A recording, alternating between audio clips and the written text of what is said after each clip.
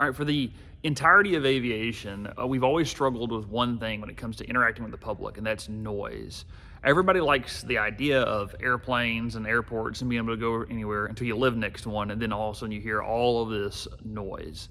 And then you have the problem also of just it being a noisy environment. When you're inside of an airplane, there's just this constant hum of the engine, the wind, everything going crazy around you. And so you end up having to wear headsets to be able to talk to each other, talk to anybody else outside of the plane via the radio, and all that good stuff. So let's try to just wrap our brains around engine noise and the theory that goes behind it. Why does the engine produce noise? And then what do we do to help try to combat that? All right, this is an interesting time to be talking about noise and aviation. What you're watching right here is kind of the little promo advertisement from Boom Supersonic. Now, Boom is a bunch of former Boeing engineers that decided that they wanted to create a supersonic commercial jet. Now, Boeing wasn't that interested in it for whatever reason, and so they all left Boeing up in Everett and then went down to Denver and started to create Boom. Now, NASA had been working on this low boom demonstrator for years, and then they just took that research and then applied it to an actual aircraft. And so now, one of my favorite headlines whenever they actually did this is that Boom comes into being with a shutter because that's all that it was supposed to be. But it's largely built on the history of the Concorde. We've always wanted to go faster and faster and faster and faster, and eventually we got to the sound barrier with breaking of the sound barrier with the Bell X1 with Chuck Yeager and all that, and then the Concorde was kind of the penultimate of that. It was you could go from New York to London in a matter of just a few hours, as opposed to being like 10, 15, 14 hours or something like that. And what we found out about was that noise is a little bit more complicated than just noise. That those supersonic booms can blow out windows and ruin things and even kill birds and all kinds of craziness. And so naturally, the regulators came in and said, "Hey, look, you guys can't be breaking the sound barrier over populated areas anymore." And that eventually started canalizing the people that were operating the Concorde into these very select routes, and that kind of killed the business model over the long term between that and a couple of crashes that happened and various other factors. And so supersonic travel just kind of died on us, largely because of noise. And then it's starting to come back now because after decades of research, we've come up with a way to break the sound barrier without literally breaking everything on the ground below it. Okay, so to really understand aircraft noise, we need to start wrapping our brains around the academics of aircraft noise. And that's going to come from a guy named Lighthill, who proposed Lighthill's theory. Now, it's the theoretical framework for understanding aircraft noise generation, and it's rooted in aeroacoustics, which is a subfield of acoustics that studies sound generation by aerodynamic forces, which is a fancy way to say airplanes going through the air, or missiles, or rockets, or whatever. Now, a pivotal theory in this domain was Lighthill's theory of sound generation by turbulence, who proposed it back in the 1950s. Now, this theory provides a mathematical model for how sound is produced by the motion of a fluid, particularly turbulent flow. So if you remember back when we're talking physics, we talk about laminar flow and turbulent flow. So turbulent flow is where you have the boundary layer starts to separate and it starts getting really like mixed up and kind of chaotic, and that's really where you have noise being generated.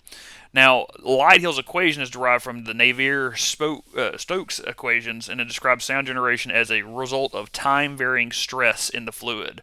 So, like, essentially, you get noise whenever a fluid becomes stressed, and at least in the realm of physics, the atmosphere is nothing more than a very low viscous fluid. All right, so for a perfect gas, this stress is related to density and velocity fluctuations, which are prevalent in the turbulent flows around aircraft engines and airframes. It's a fancy way to say is that if you heat up the air around cooler air, you're going to get turbulent flow, which then is going to create noise. Now, that's all good, great, and grand, and sounds very high-minded, and it is. It's very much an academic understanding of noise and how it works. But this picture that you're looking at here kind of gives you an idea of what it's talking about. The blue would be kind of like your static, say room temperature air, and then that colored region, both on the one on top, which has a hotter core there, than the one on bottom, kind of gives you an idea of how this turbulent flow is generated because of the heat, just smashing into that cooler air on top, and then that turbulent area is where you get the sound from an engine or from an aircraft engine. Okay, so the two main mechanisms that they're going to generate this type of noise, this turbulent flow that's then going to be perceived on the ground by aircraft noise, is going to come mostly from the engine. Now, this is a CFM 56, so it's we're going to cover how we manage exhaust and noise creation on turbine engines in a later class. But just suffice it to say that jet noise, so that's the exhaust coming out, and then the fan and compressor noise. Because keep in mind, it's turbulent flow, so anything that creates turbulent flow creates noise, and the fan will absolutely do that. The other source of noise is going to come from airframe noise components. This is going to come from bluff body noise. It occurs whenever airflow passes over bluff bodies, like landing gear. That's basically just kind of cutting the air. And you know this from just sticking your hand out the window as you drive down the road, and you can kind of hear like that whistling sound. That's bluff body noise.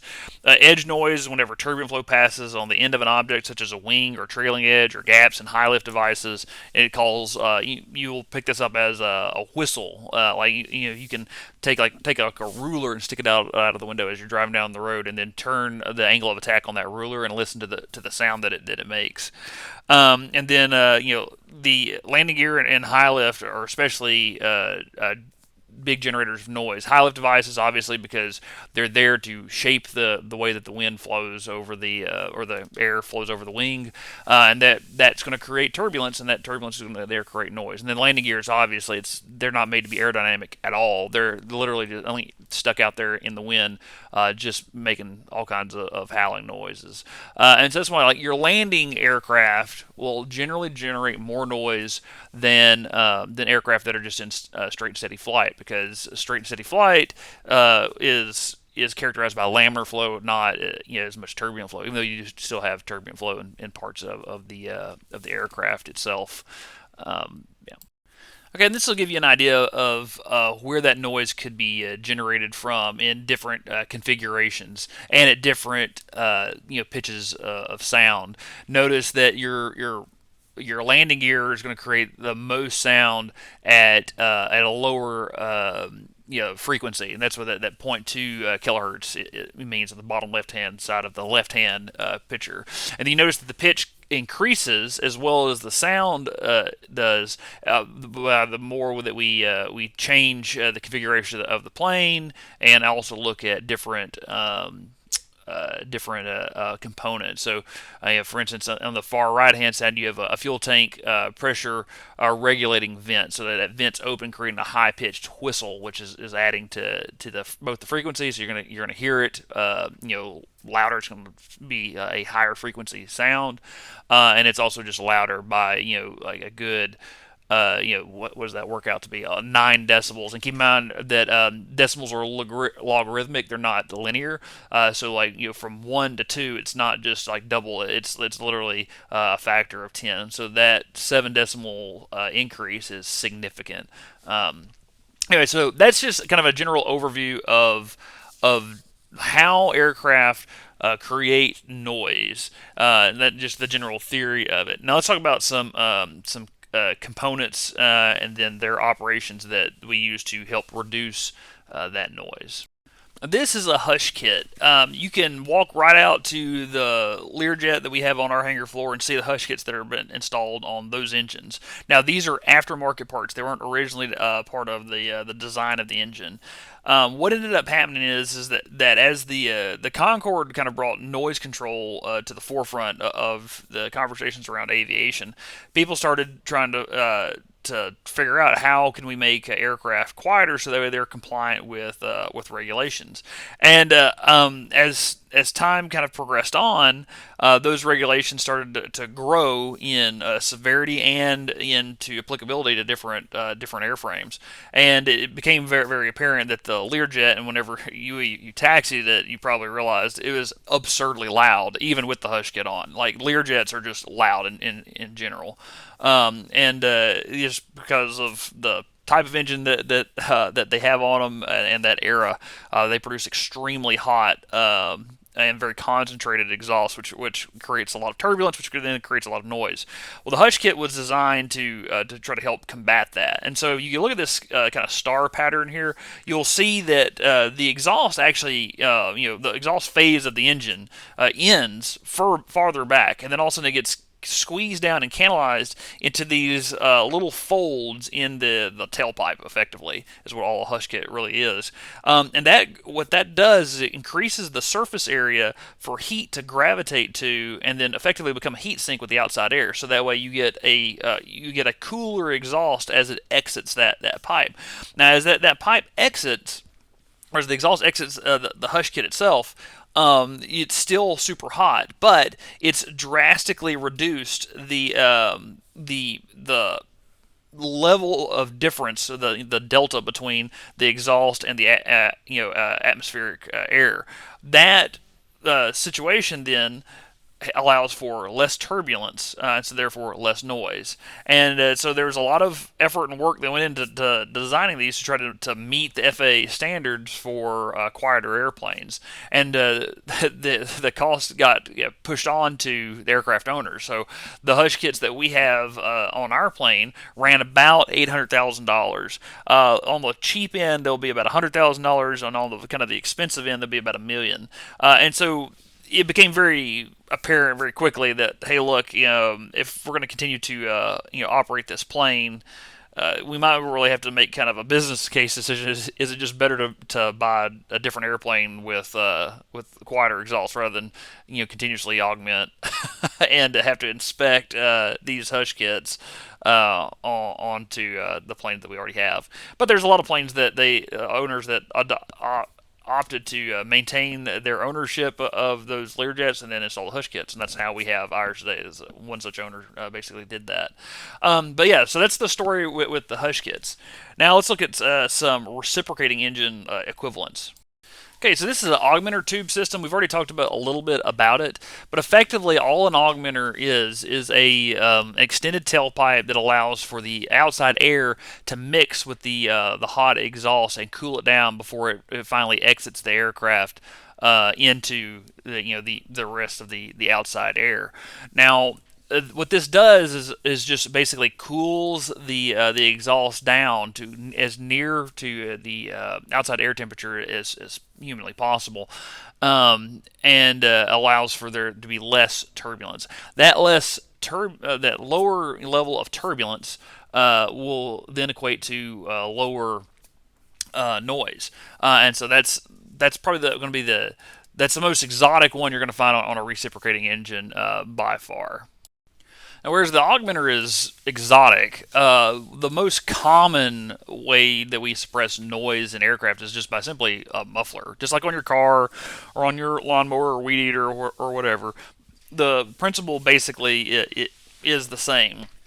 The main goal of a muffler is to simply just lower the heat in the exhaust, so that way it can exit uh, the aircraft and not be so incredibly loud. And you can also use the muffler to then also channel where that exhaust goes. So you'll see some aircraft that have like belly mounted cameras and things like that with these really long tailpipes. And what ends up happening is the exhaust leaves the cylinder, goes into the manifold, and then goes into the muffler, which then helps drop the temperature of it. But it's still carrying waste products like your soot and whatnot from the combustion process, and so then it travels down the pipe and then out the pipe once it's beyond where the camera is or wherever the thing that you're trying to protect is, and then dumps down the side. Now, most of aircraft typically what will end up happening is they'll dump right there, like you see on the screen, and that soot will then want to fold back and go onto the airplane itself. So during an annual, you're sitting there with a degreaser trying to get all that soot off, trying to make the airplane look pretty, and so that way you can inspect the skin underneath and see if it's causing any kind of issues for you.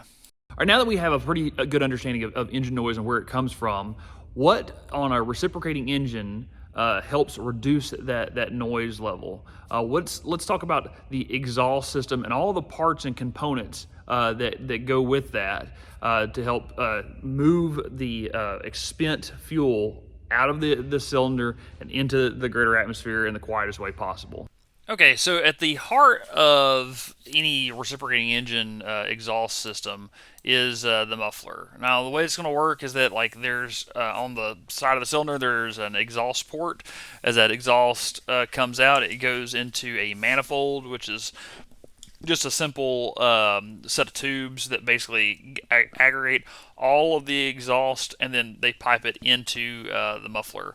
Now, the muffler, whenever you break it apart, it's going to come apart in two, three pieces, where you have sheet jackets that basically are the kind of the outer part of the muffler that keeps things from touching the hottest parts of the muffler, and then you're going to get a heat exchanger collector tube on the inside. Now, a lot of times on annuals, what they'll have you do is pull that heat exchanger off and look and see if there's any cracks or anything else on the collector tube anywhere else.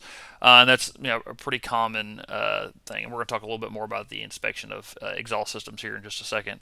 But this is basically what the muffler is at the heart of it all. Nothing super duper complicated.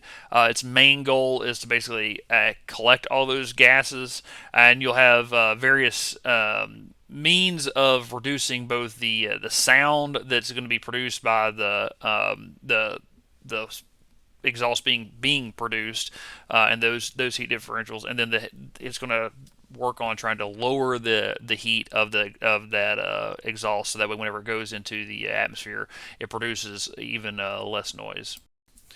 All right, so if we were to cut a muffler in half, this is what it would look like. This comes off of a Rotax engine, but essentially you're looking at what is a standard issue kind of muffler. It's going to have inputs that's going to come in. It's going to squeeze that gas. So as it squeezes the gas, if you remember our gas laws, temperature has to go down for the molecules of that exhaust system to flow into the rest of the muffler. Now, as that pressure increases, it will continue to squeeze through those different portholes in different stages, and eventually come out the other side after the pressure or the pressure has been increased in those three different baffles. The temperature has been reduced, three different times. So whenever the exhaust comes out, it's cool enough where you can put your hand up underneath there, and you won't want to touch the muffler because the muffler itself will be hot, but the exhaust will be enough to warm your hands on a cool day, rather than burning you outright. Now, if you were to simply just let the exhaust come out, you would notice a horrendous difference between a exhaust that's been passed through a muffler versus exhaust that hasn't. It makes a very loud popping sound. You can hear every cycle of the engine, and it is extremely loud. And that noise is going to be generated from the uncooled exhaust entering the cooler air, and so that's basically how a muffler works. Not really that complicated when you look at it. It's merely just a metal can that uses the gas laws to the advantage of the person who wants to have a cooler exhaust, which is all of us. All right, this is what a manifold looks like. This one's off of a radial engine, so obviously you can kind of get your kind of mental picture of what's happening here. Those little ports that you see that are kind of on the left-handish side of the device marry up with the exhaust ports on the individual cylinders. Now, as the individual cylinders fire, they go into that singular collector tube, and it comes all the way down into which could go, that tube on the bottom will go into a muffler if it has one. Now, typically most radial engines will just dump outboard somewhere because they came from an era and a time whenever we weren't as concerned with trying to make airplanes quiet, and so literally they were just trying to channel the exhaust somewhere. But if there was going to be a muffler attached, it would attach down there in that bluish colored circle at the bottom of the picture. But whenever they say like an exhaust manifold, this is what they're talking about because that's what a manifold is. Now, a horizontally opposed like IO320 or a six-place Continental engine is all going to look very different than this.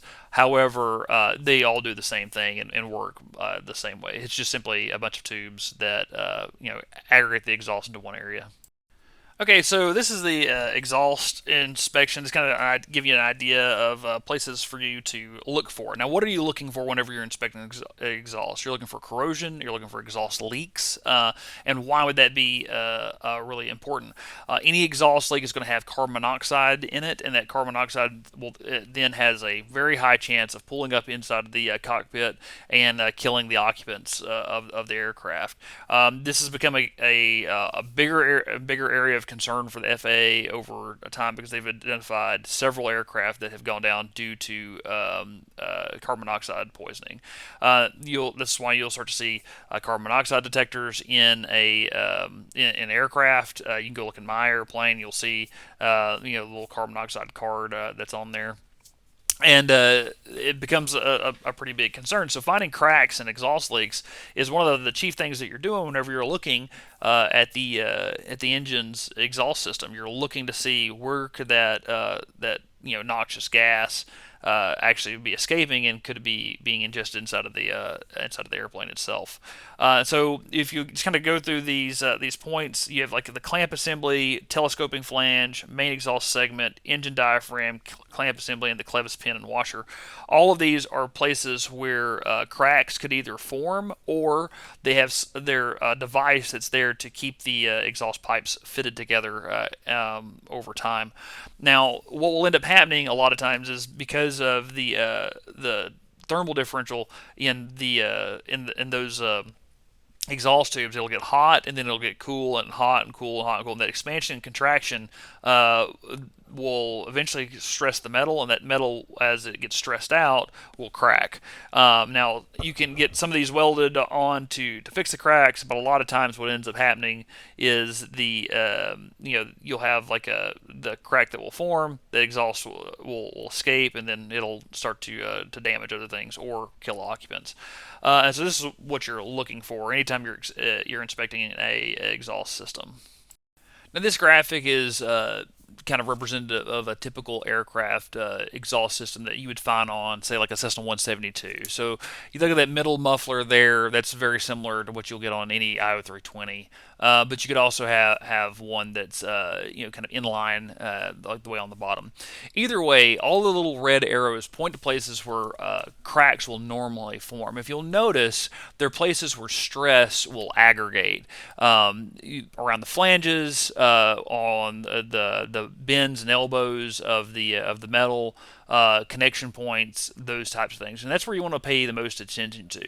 And the best way to inspect these things is visually look it over and then run your hand down it, because you'll find that your your sense of touch will detect cracks and deformities almost more effectively than your eyes have time. It's really easy to look over things, especially whenever you're in a dimly lit area, like let's say with an engine cowl on or something like that. However, your sense of touch isn't going to let you down. So as you run your hand down that exhaust pipe and that flange, you'll feel where those cracks are starting to form, or where there might be a rough spot or a burr or something that it's going to kind of illuminate the fact that the exhaust system is starting to fail. Now that comes with the caveat is that around the flanges where it meets up to the cylinder is usually one of the main places that you'll see a crack forming. You're not going to be able to feel that. You're going to have to see it. And then a lot of times, whenever you see a crack, there's going to be a follow-on inspection that has to happen with dye penetrant inspections. So you'll just simply pull that off, dye pin it, and confirm that there is a crack there, and then either replace the system or have it repaired, depending on what the manufacturer will allow you to do. But other than that, that's pretty much all there is to say about a reciprocating engine exhaust systems. Now, with the caveat of that, when we get to induction systems, we'll talk about how turbos factor into this. But even with turbos, the inspection criteria is going to be the same. You're looking for places where exhaust could potentially leak out into the cockpit or into the occupants, and or start fires inside the engine compartment. But other than that, that is reciprocating engine exhaust systems.